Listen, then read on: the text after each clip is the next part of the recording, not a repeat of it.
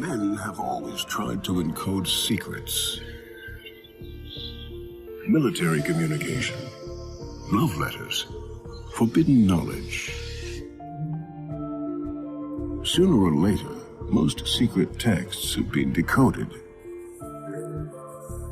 But among all of history's cryptic writings, one has stood out. This text has defied all attempts to unveil its secret for centuries. The Voynich Manuscript.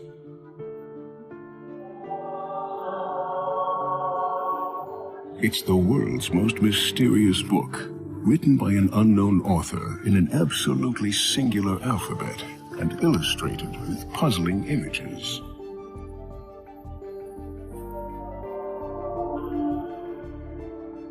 What is the secret hidden between these lines?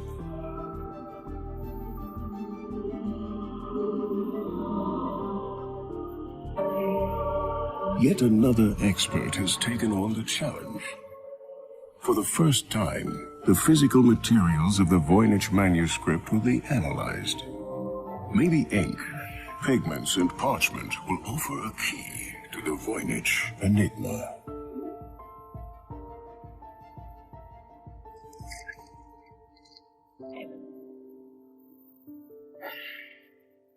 At the headquarters of the U.S. Military Intelligence Service, these experts succeeded in decoding Japan's so-called Purple Code.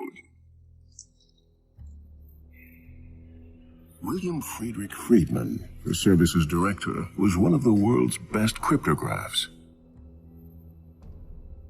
For practice between jobs, Friedman and his team decoded historical cryptic texts. One by one, the codes were cracked. But one ancient text stubbornly defied all attempts to decode it.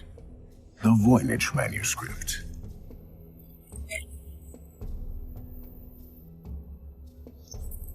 Unnerved, the cryptographers gave up. It's the only code they were unable to crack. Questions about the roughly 200-page manuscript with its inexplicable symbols had already been raised for decades.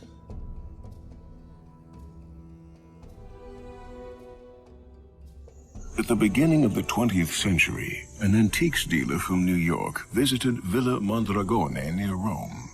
He was looking for precious books.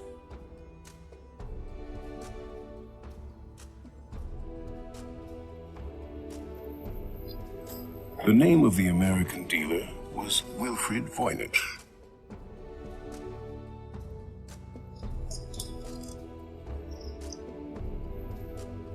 In Villa Mondragone, many historical texts from a Jesuit school were stored.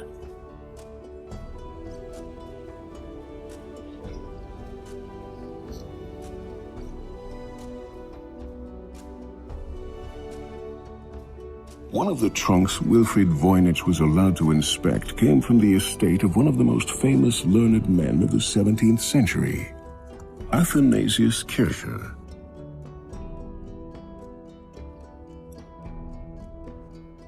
Among various manuscripts, the trunk contained an unusual book.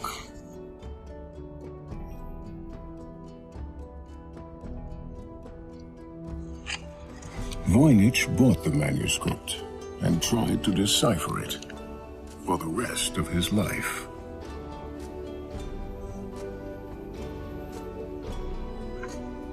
He died without even coming close to a solution.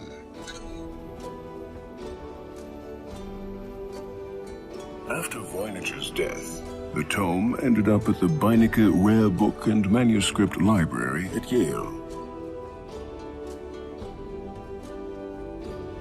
This library boasts a wealth of bibliophilic gems, but probably none as famous as the Voynich manuscript.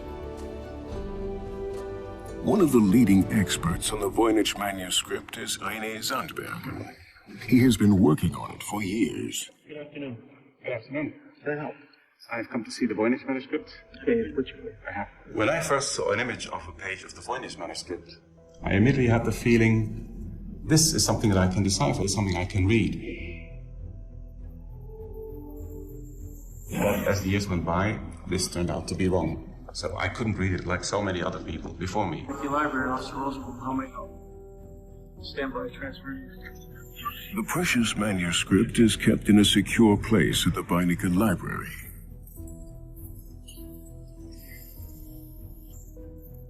For the first time, Benny Zandbergen can inspect the original. And the really amazing thing is that somebody probably wrote something many hundreds of years ago, and still with modern technology we still cannot decipher this. On more than 200 pages of parchment, the universe of 1 million graphic details and some 170,000 characters unfolds. Yes. Could you show a few more pages? In this tangle of text and images, an expert's eye can easily get lost. And then there were the drawings of the strange nymphs, yes. The other interesting thing about the manuscript is it allows for so many different interpretations. There are so many drawings, so many figures. You can think of any theory, and you will find evidence in the manuscript that fits this. This is really amazing. A closer look, however, makes the manuscript appear somewhat less confusing.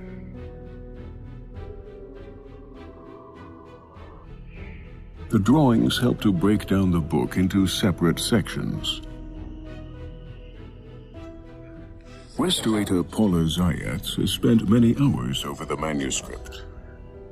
Now we can't read the text, but we can guess probably what the book is about from the illustrations. So it seems to consist of several sections. I'd say the greater preponderance of text in this book has to do with botanicals, herbals.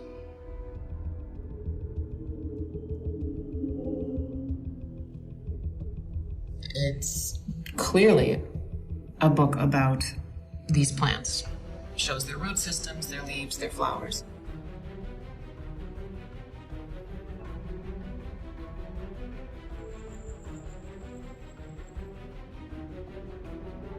Some of the drawings even seem to be inspired by reality.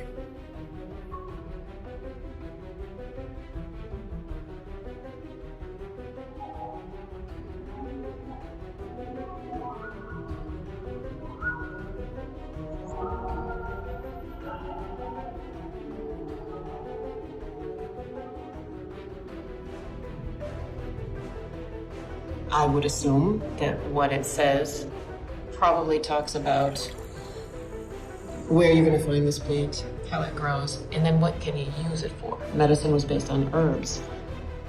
So another big part of medicine at that time is also included in the book. It's zodiac charts, star charts, the sky. And it's page after page of these zodiacal drawings that are very detailed and very specific, and of course, again, we can't really tell what they say. But even here, there are astonishing parallels to natural shapes.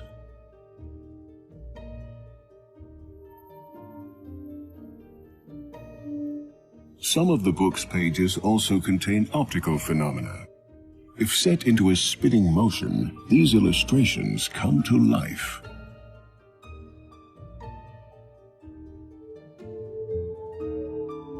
What does this combination of plants and astronomical symbols mean? In the Middle Ages, if you were to be treated herbally, you had to know what your zodiac sign was.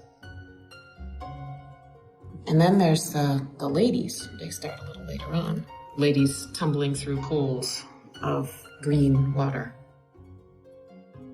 These bathing scenes are particularly puzzling. Could this be taken as a hint at a collection of recipes for a bathing cure, or even at the secret of the Fountain of Youth? Other illustrations seem to support that view. And then it's followed by this section towards the end. I guess it looks like recipes, where things look as though this is how you need to cut up your herbs that you've just seen on the preceding pages, and this is what you need to cook them in, perhaps, or pound them with. So I don't know. I mean, just to someone who knows nothing at all, it sure looks like an herbal, a medical book.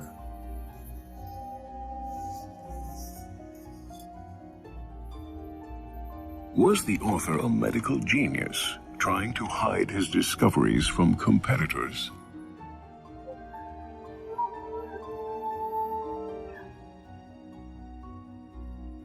Or from the Holy Inquisition, which would often rigorously root out new knowledge? It was Wilfried Voynich himself who discovered the first track leading to the anonymous author.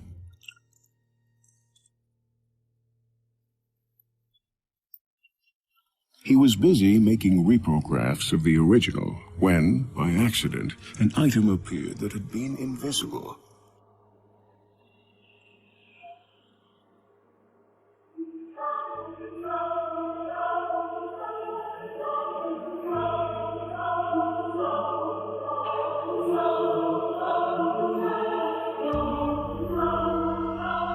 Someone had written something on the first page.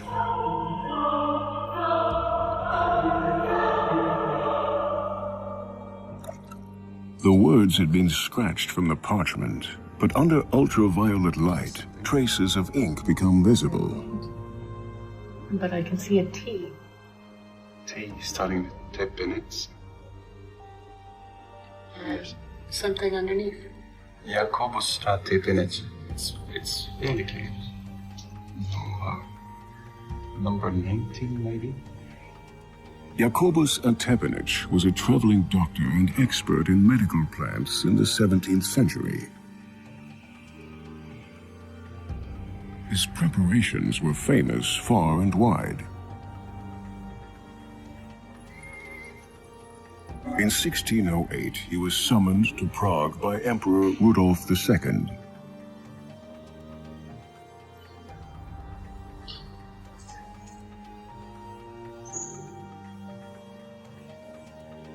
The emperor often suffered from depression and melancholia. Tepenich's famous herbal extracts were to relieve the monarch's distress.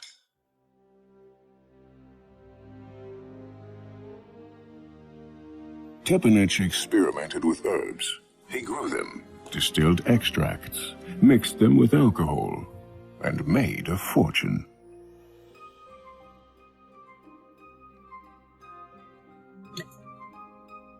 His alcoholic remedies seem to have buoyed the emperor's well-being. To thank Tepenich, the emperor raised him to the gentry and appointed him imperial chief distiller.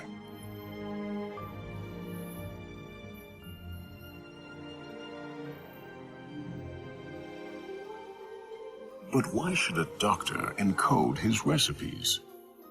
Groups who were involved in the practice of healing could easily get themselves in trouble with the church and with authorities. Kevin Repp is the curator of the Voynich Library's manuscript collection. Alchemy was very closely related to the growth of science in the early modern period, and yet at the same time, alchemy was considered to be an extremely arcane topic, meaning the information that was recorded in these texts was often considered to be extremely secret. Jacobus Antepinich. Was he the originator of the world's most mysterious manuscript?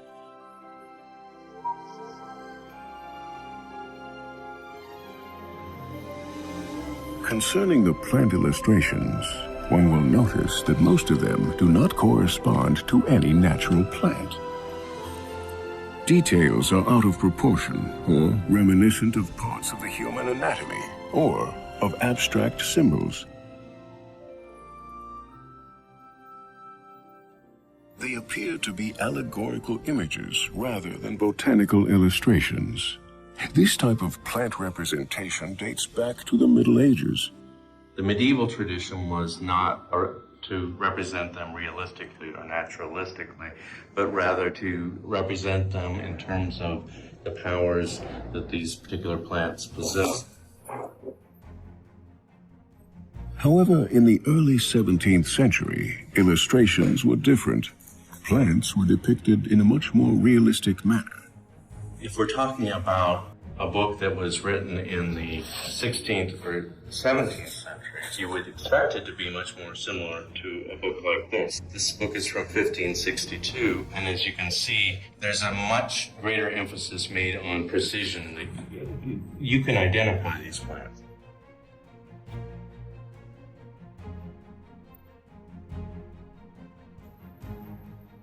Such aspects of art history were not considered at the time of Voynich. He would only have worked in the style of his own time. Even though his name is found on the first page, it's unlikely that he was the author. Other books from his estate bear almost identical signatures. Surely at some point, the Voynich manuscript was in his possession.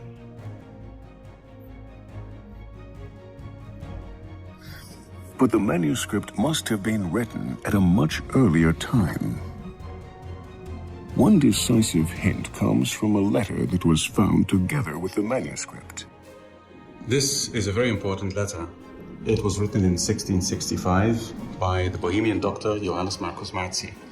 He is sending it to his good friend Athanasius Kircher in Rome, who was a universal scientist and believed to be able to understand all languages in the world. Marci sends him the book in order to have it translated. The interesting thing is that in this letter we also learn a bit more about the past of the manuscript.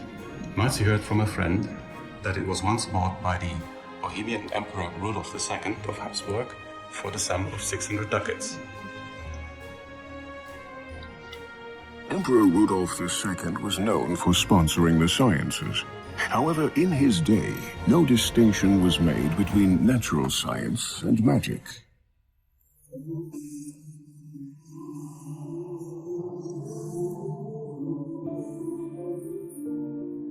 Rudolf had a gigantic collection of occult books and magical instruments and objects.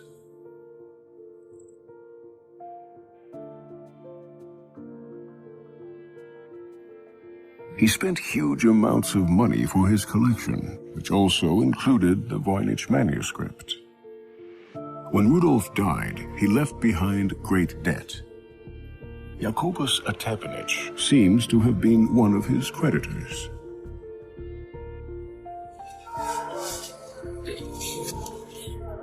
He must have been compensated with objects from the emperor's library. This is how the Voynich manuscript probably came into his possession.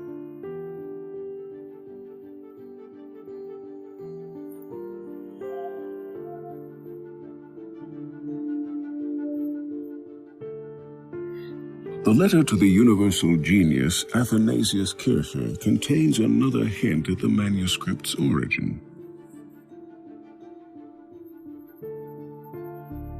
The letter even names the book's author, Roger Bacon.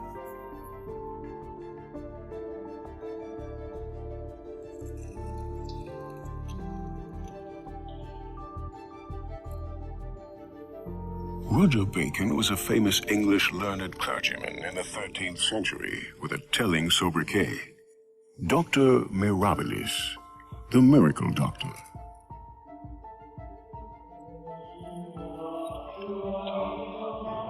Bacon's insights greatly exceeded the horizon of his contemporaries. His urge for new discoveries frequently got him into conflict with the church. He was imprisoned at various times. As one of the first Europeans, he was interested in optical phenomena. He found an explanation for the rainbow.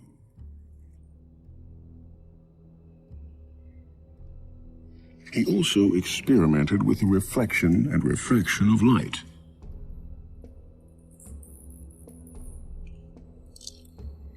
Among other things, Roger Bacon worked with magnifying glasses.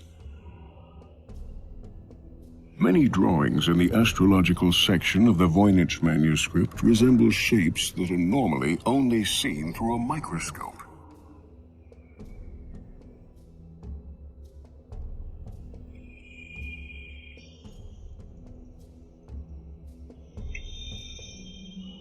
Are these the very first insights into a heretofore hidden world?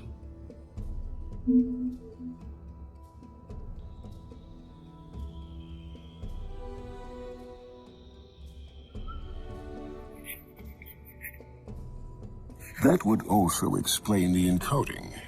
Because of his discoveries, Bacon must have worried about being persecuted as an infidel.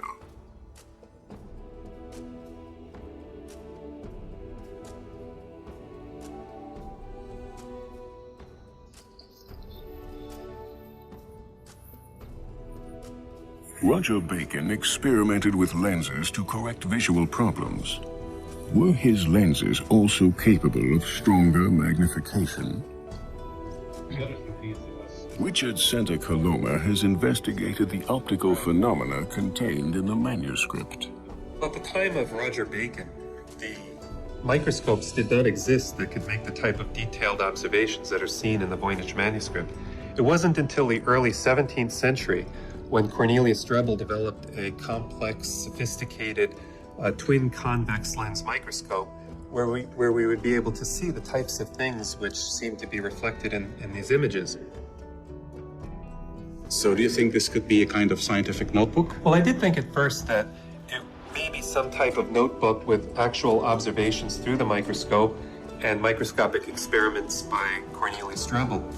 But over time, I came to believe more that the Voynich was a fantasy document. There were too many fantasy elements. In fact, most of the illustrations appear detached from conditions of reality. Do they reflect a longing for a place of fantasy? A place that 17th century minds imagined somewhere in the deep past? Well, at the time that Cornelius Drebbel was in London, there was a tremendous interest in the idea of the ancient book of mysterious knowledge. If anyone were to create such a book as the Voynich, they would have ended up with a very valuable document that would have garnered them great prestige and possibly been able to sell for a great deal of money. So perhaps the Voynich manuscript is a purely decorative object, a perfectly created illustration of a mysterious ancient book. Even today, looking through a microscope can open up new perspectives. Paula Zayats is surprised by the perfect technical execution of the illustrations and text characters. And not only that. The surface of the parchment is very smooth and undisturbed. I don't see any abrasion. I don't even see any corrections. In other words, 200 pages of text have been written without the slightest error, an almost superhuman feat. This raises a suspicion. There's only one source of information about the discovery of the manuscript: Wilfrid Voynich himself. Perhaps this successful dealer in antique books could not resist the temptation of creating such a singular, extremely precious book by his own hand. Several people have suspected that Voynich could have been a fraud. Very wide page. Different sizes. So, yeah. Meanwhile, modern materials science has the tools to find out. Microscopy expert Joseph Barabi will investigate the manuscript. He and his team have exposed numerous forgeries. To determine whether an old manuscript is genuine or a much later forgery, what would you be looking for? Which are the indications that would help you? Well, the first thing we would do is look at it and see if any of the working methods are inappropriate for the time period. But mostly we would be looking at the materials. So let's look for a page with some good pigments. Okay. There's many choices here. They're all looking pretty good. Through the microscope, the manuscript's hidden beauty is revealed.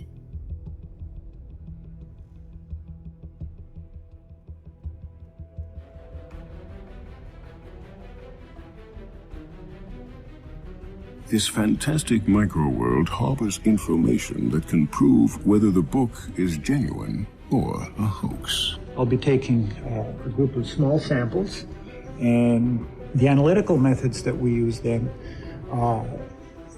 range from a light microscopy, which gives us a look at just what it looks like, and we do elemental analysis on the particles, and that tells us what it consists of. We also look at the chemistry using spectrographic methods and crystallographic methods, and that gives us a picture of what it is. Basically, what we're trying to determine during our examination is how the object was constructed, because if it's a forgery, most forgers will make stupid mistakes. But we get it from these ridges at the top.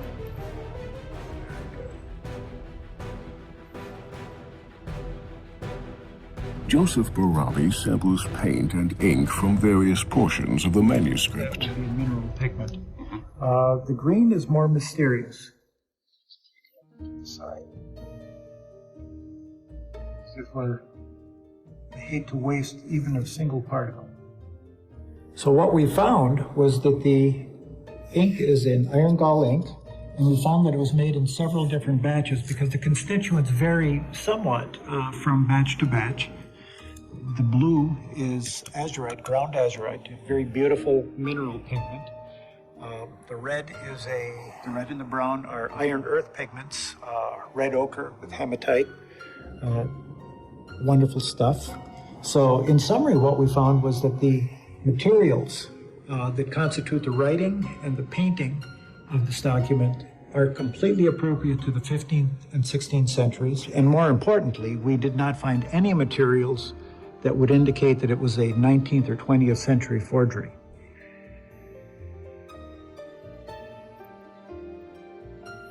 The paints and inks are proof that the Voynich manuscript is authentic. Centuries ago, color pigments were extremely costly. Preparing the colors was a matter of complex knowledge and skill.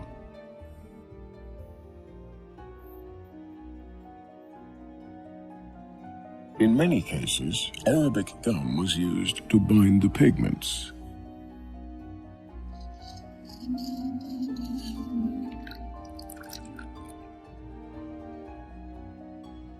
Painting with mineral pigments is a technical challenge.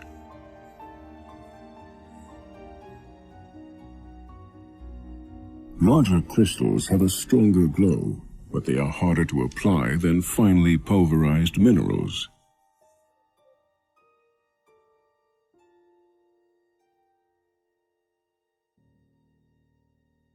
To get bright hues, as in the Voynich manuscript, the colors have to be applied with great care. In this, the artist was certainly skilled.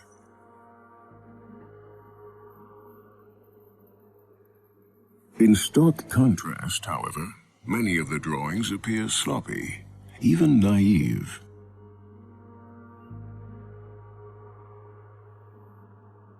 Many figures in the manuscript, such as this little dragon, or the red-cheeked women, seem to be creations of an infant's hand.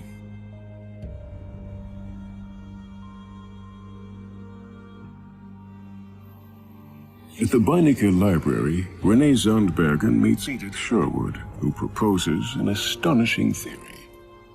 The first picture I ever saw of the manuscript was this one, and I assumed or developed the hypothesis that it was written by a young Leonardo da Vinci.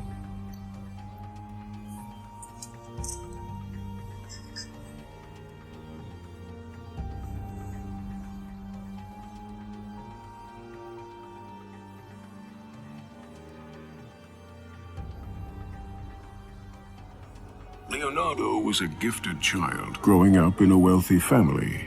From his early youth, he must have been practiced in the use of brush and pen. Does the Voynich manuscript contain his first illustrations? If you look at the quality of the drawing and the quality of the drawing and the other pictures, you realize that they are not very sophisticated, and it was probably one of his first books done when he was a child. One page in particular hints at Da Vinci. I saw this astrological picture which shows 15 little nude ladies sitting in tubs, some of them fairly obviously pregnant, and a ram representing the astrological symbol Aries.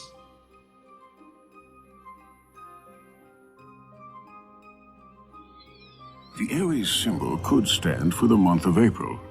The Aries is surrounded by 15 obviously pregnant women. If each woman represents one day, the illustration could signify April 15th. The women are holding up stars, symbols of birth. One of the women is holding her star on a striped ribbon. She is standing in a 10 o'clock position. Has Leonardo da Vinci symbolized an important event? I was left with the impression that it was probably represented the birthday of Leonardo da Vinci.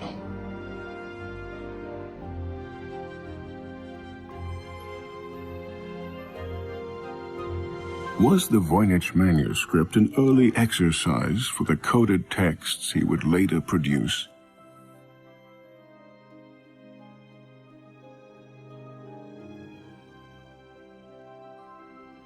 Leonardo was a genius, one of the greatest artists in human history.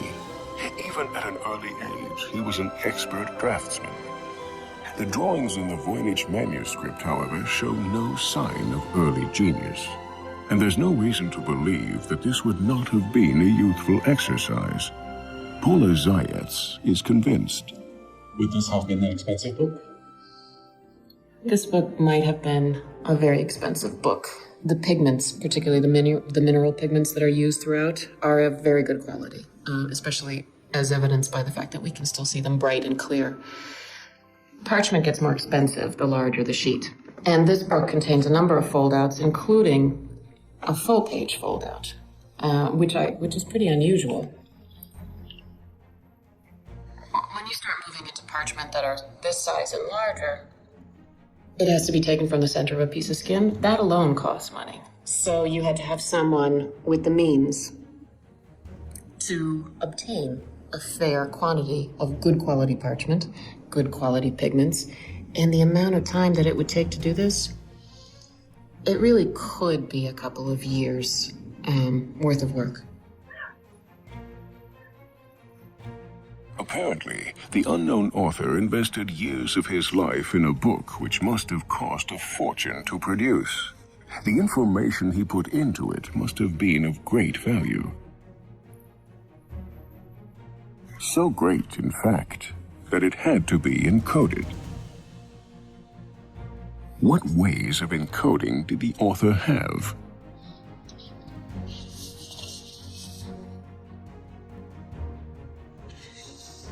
An expert in historical codes, Gerhard Strasser, has the answer. Ja, man kann sagen, im ganzen Mittelalter war auf jeden Fall. The Caesar code, originally used by Julius Caesar, was popular throughout the Middle Ages. In der von Julius Caesar. A shift code wherein the alphabet is simply shifted forward by 4 digits so that A becomes D, B becomes E, etc. Ein E aus dem C. Easy to use and equally easy to crack. Leicht zu verschlüsseln, genauso leicht aber auch zu knacken und zu entschlüsseln. The Caesar code is the simplest method. All one has to know was by how many letters the alphabet is being shifted. To crack it, it takes a maximum of 25 attempts. Sicher war sie bestimmt nicht, deswegen schon 1330. It was by no means safe, so around 1330, the papal court tried to create a code book, wherein strategic key words like pope, church, or king were replaced by single characters. Rex, der König, mit einzelnen Buchstaben belegte. To decipher such a message, the receiver needed to have a list of the code words. When this method is used, it results in ever-growing code lists that are tedious to update. Another problem is the secure transfer of these lists from the sender to the receiver. Easier to handle and more efficient was the cipher disk. Several revolving rings with characters enabled the user to create more complex codes. The cipher square was a further development in the late 16th century. From a modern perspective, all these methods are rather simplistic. Nowadays, can old cipher systems still cause us any problems, or can we easily solve them all? Wir haben heute mit verfeinerten Frequenzanalysen. Today, with enhanced frequency analysis and computer-assisted decoding methods, we can easily crack coded texts up to the 17th, even the 18th century. 18. Jahrhundert ohne weiteres zu lösen. Wir brauchen dazu eine kritische Masse. For this, we need a critical mass. 30 characters are not sufficient. Given that, and given that the plain text made sense, any coded text from that period can be deciphered. Jederzeit ein solcher Klartext auch wieder entschlüsseln. So, does this profusion of characters represent a text that makes sense?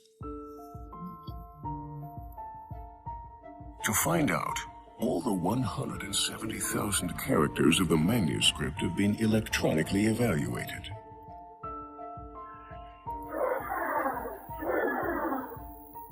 The distribution pattern of each character could then be compared to known patterns of natural languages.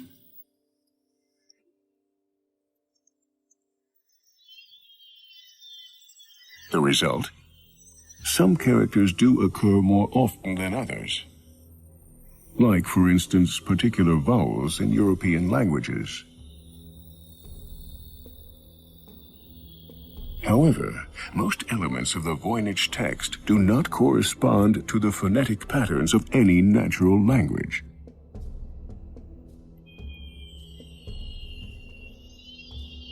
In spite of all the modern technical tools that have been applied, the mysterious manuscript has not yielded its secret.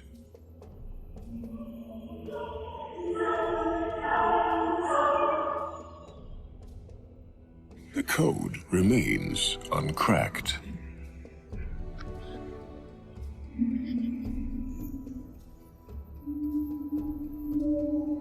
Linguist Gordon Rugg still thinks he is on the right track. His focus is the author's motive. Is that it's a cipher text. To me, the fact that it's still not been cracked by modern cryptographic techniques makes it highly unlikely that there's any real cipher in there. So the Voynich manuscript may not even be an encoded message.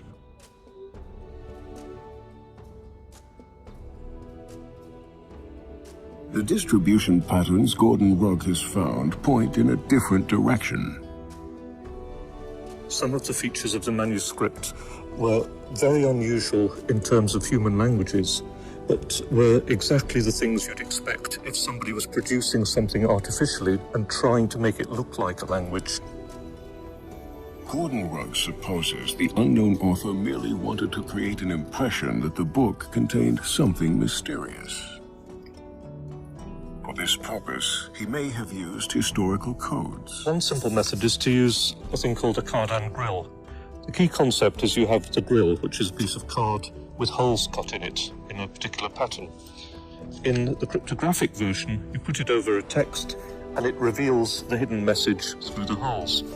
But you can also use it to generate meaningless text by putting it over the table, reading out the word which is revealed through the holes, writing it down, moving it across, generating another word, writing that down, moving it across, and so on to the end of the grill, and then repeating the process. So using that method, you could generate text very swiftly and very efficiently, as fast as you could write it down.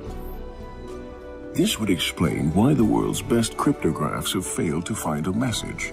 But who would produce such a book? The most likely suspect is an Elizabethan adventurer called Edward Kelly. Edward Kelly originally came from England. He was the town scribe of his hometown, but was fired for forging official documents. Allegedly, he had an ear cut off for punishment, a fact he hid for the rest of his life with hairstyles and hats. Kelly left England by the late 16th century and traveled the cities of Europe, pretending to be a learned man. As for why he might have done it, there are several possible explanations. One possible explanation is simply money. The Voynich manuscript was bought by Emperor Rudolf II for a very large amount of money. So if you could produce a manuscript that size quickly and efficiently, you could make a large amount of profit by selling it to Rudolf. Rudolf II had numerous scientists on his payroll, including crackpots, dazzlers, and imposters. Kelly saw his chance and offered his services to the emperor. He was an alchemist who claimed to have been able to produce gold from ordinary materials. Kelly claimed to be able to make gold with the help of his apparatuses.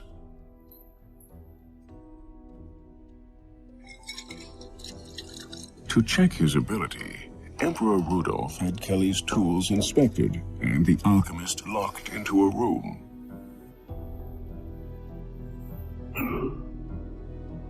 Kelly must have known that he was under observation.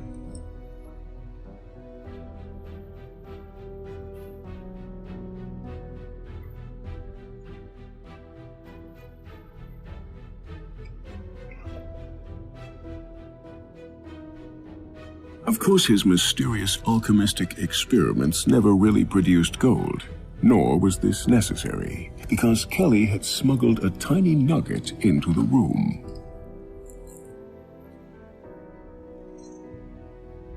The Emperor was obviously impressed. Kelly was hired.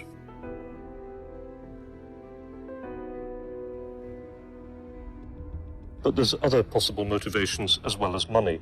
That somebody believed that the angels were talking to them, for example, to spell out some mystical words.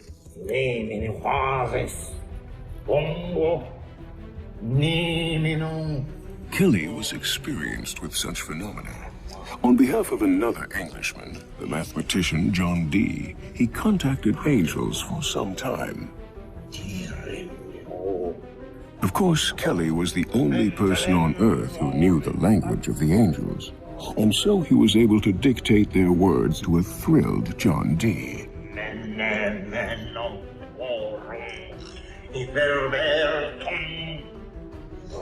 Kelly used special characters which he read from a magic table.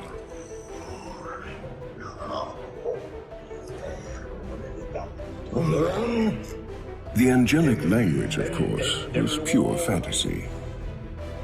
Allegedly, their collaboration abruptly ended when the angels told Kelly that he and Dee were to swap wives.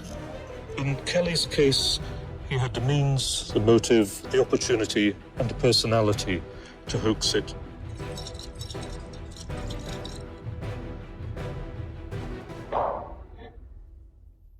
Everything points to Edward Kelly as the author of the Voynich Manuscript. He had previously invented a fantasy language. With Emperor Rudolf II, he had a financially potent as well as gullible buyer of his mysterious writings and formulas.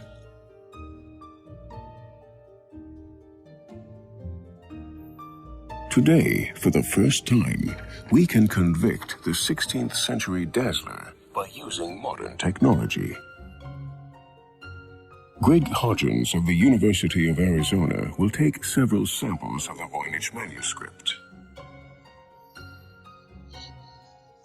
The manuscript is written on animal skin, so its age can be precisely determined.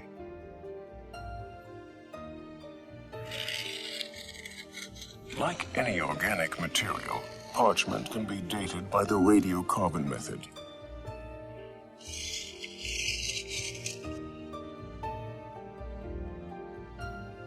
The book was never before scrutinized in this way. Since relatively large samples are needed, the radiocarbon test had been refused for a long time. But now, for the first time ever, it is possible to determine exactly how old this mysterious manuscript really is. To ensure accuracy, Greg Hodgins takes 4 samples from 4 different pages. A few weeks later, the lab results arrive, and they bring a big surprise for everyone. So there are the 4 measurements from the 4 samples that we took from the Voynich manuscript. And as you can see, the dates are very tightly clustered together. It gives a picture of it being created in a relatively short period of time. Moreover, because they're so tightly clustered together, it means we can treat it as one object that's been dated 4 times, and that increases the precision of the measurement. So the mean of those measurements and a weighted average gives this result right here.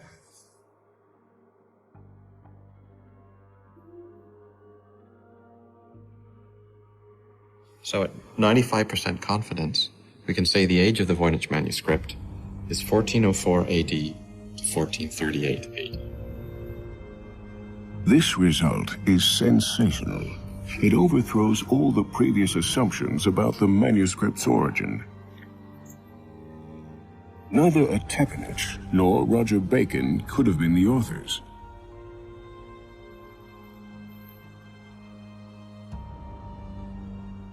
Leonardo da Vinci, too, was born half a century later. Even Edward Kelly now has a sound alibi. He lived 1.5 centuries later. None of the existing theories had assumed the early 15th century to be the period of the manuscript's creation. All relevant methods of examination available today have been applied to the Voynich manuscript. It was written around 1420. With this new information, one detail in the manuscript gets a new meaning. On more than 200 pages filled with fantastic sceneries, there is only one realistic representation of a city, one with towers, walls, and turrets. The ramparts are drawn with so-called swallowtail battlements.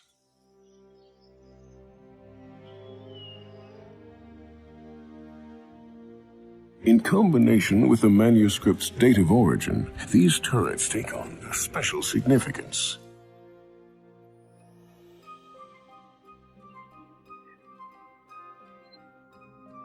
Later in history, swallowtail turrets were common across Europe, but in the early 15th century, they only existed in northern Italy. During the Renaissance period, northern Italy was one of the wealthiest and most influential regions of the Western world.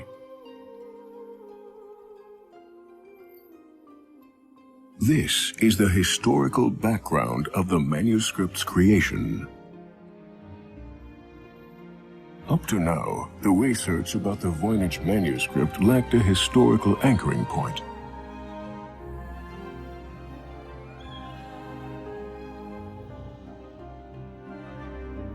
No one knew in which period or region a search could be started. Now, this has changed. We know where to look.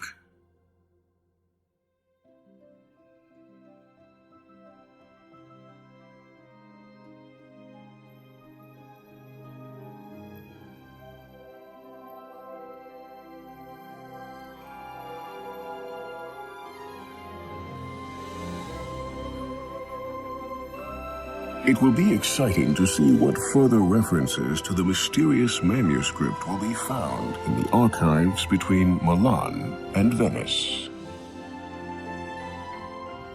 Having dated the book is a major step forward, increasing our chances to really understand the Voynich manuscript one day. For the time being, the Voynich manuscript remains what it has been for the last 600 years. It's a hall of mirrors reflecting each researcher's own imagination, without ever allowing him a glimpse into its inner secrets.